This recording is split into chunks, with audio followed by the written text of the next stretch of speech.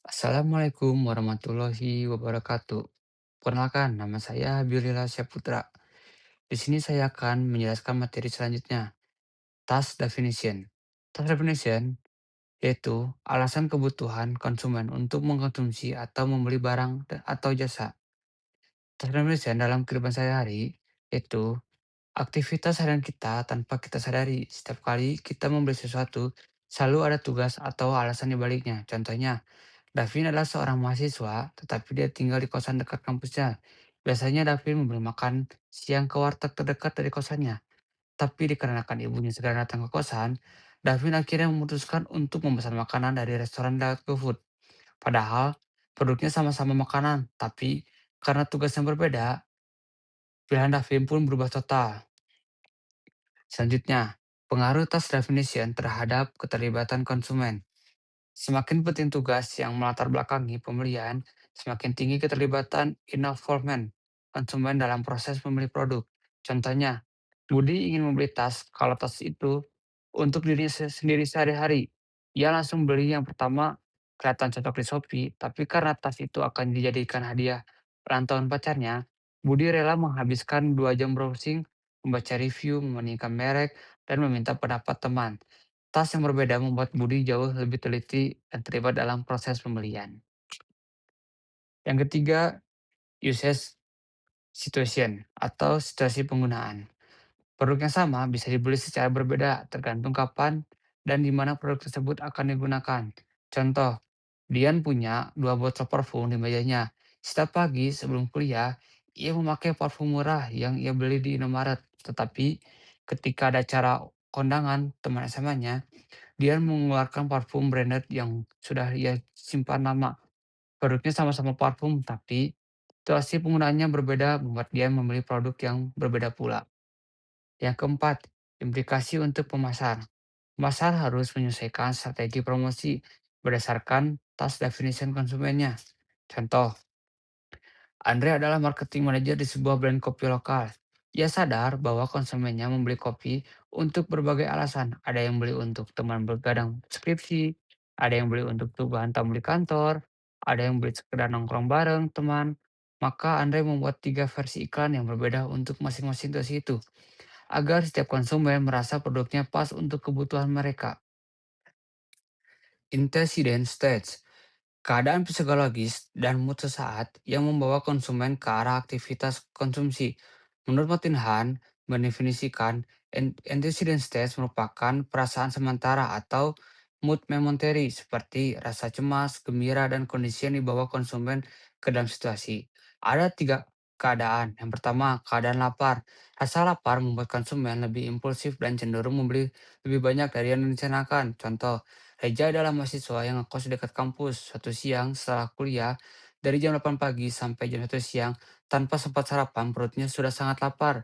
Di perjalanan pulang, ia melewati warung mie ayam yang biasanya ia lewati begitu saja.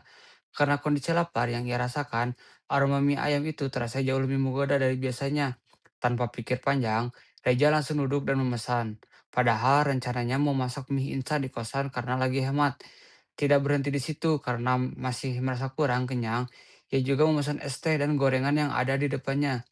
Reja tadinya hanya mau keluarkan uang sebesar Rp3.000 untuk mie instan. Akhirnya menghabiskan Rp25.000 hanya karena ia keluarkan kos dalam keadaan lapar.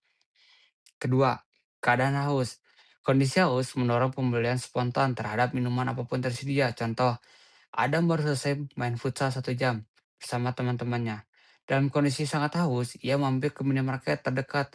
Padahalnya, biasanya Adam selalu pilih air mineral karena lebih hemat, tapi karena tenggorokannya kering dan tubuhnya lemas, ia langsung mengambil Pocari Sweat tanpa pikir panjang.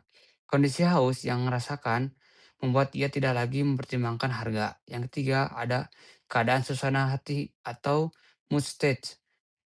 Mood adalah faktor paling kuat dalam antecedent state karena langsung mempengaruhi emosi dan keputusan konsumen. Contoh, Rehan baru saja selesai sidang skripsi, dinyatakan lulus dalam perjalanan pulangnya, moodnya sedang sangat bahagia. Ia biasanya tidak mampir ke kafe mahal. Hari itu dengan santainya dengan masuk ke kafe mahal dan memesan minuman paling mahal di menunya. Ia bahkan membeli cake untuk dibawa pulang, padahal uang jajannya sedang tipis, tapi karena suasana hatinya sedang mulap-mulap senang, ia merasa sekali-sekali bolehlah berbanding terbaik dengan Dito. Yang hari itu saja dimarahi dosen di depan kelas. Dalam perjalanan pulang dengan mood yang buruk, ia tiba-tiba berhenti di toko baju dan membeli hoodie yang sebenarnya tidak ia butuhkan. Bukan karena butuh baju baru, tapi karena belanja terasa seperti cara paling mudah untuk membuat dirinya lebih merasa baik lagi. Selanjutnya ada situasi pemakaian. Sebagai konsumen, ketiga adalah situasi konsumsi atau situasi pemakaian atau situasi penggunaan produk dan jasa, yaitu situasi atau suasana ketika konsumsi terjadi.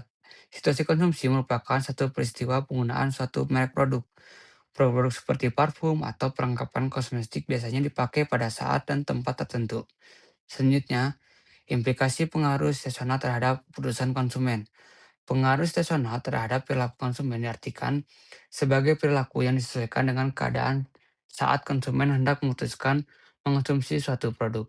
ASAEL memberikan tiga prinsip dalam menentukan sejauh mana pengaruh situasional berlaku. Yang pertama, dalam keadaan derajat yang loyalitas merek yang tinggi, maka pengaruh situasional dalam pembelian kurang penting. Konsumen yang sudah memiliki loyalitas merek yang sangat kuat tidak mudah beralih hanya karena faktor seasonal semata. Kedua, dalam keadaan tingkat keterlibatan yang tinggi, yang relatif permanen dan maka pengaruh faktor situasional akan kurang menentukan dalam perilaku pembelian produk. Yang ketiga, ketika produk mempunyai kegunaan yang banyak maka faktor situasional akan kurang penting dalam menentukan pilihan merek karena produk relevan di berbagai situasi. Selanjutnya ada kesimpulan. Pengaruh situasional terbukti memiliki peran yang signifikan dalam membentuk perilaku konsumen bekerja secara independen dari karakteristik individu maupun atribut produk. Seorang yang sebelumnya tidak berniat membeli pun dapat terdorong melakukan pembelian karena kondisi situasi yang dihadapinya. Situasi hadir dalam tiga bentuk utama yaitu situasi komunikasi, pembelian, dan pemakaian yang masing-masing bekerja pada tahap berbeda dalam proses konsumsi.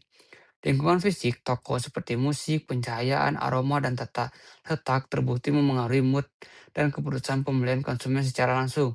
Faktor sosial, suasana hati, waktu, serta momen-momen seperti hari raya dan ulang tahun turut menciptakan dorongan pembelian yang kuat. Pada akhirnya, semakin rendah realitas dan keterlibatan konsumen terhadap suatu produk, semakin besar peran faktor seasonal dalam menentukan pilihannya.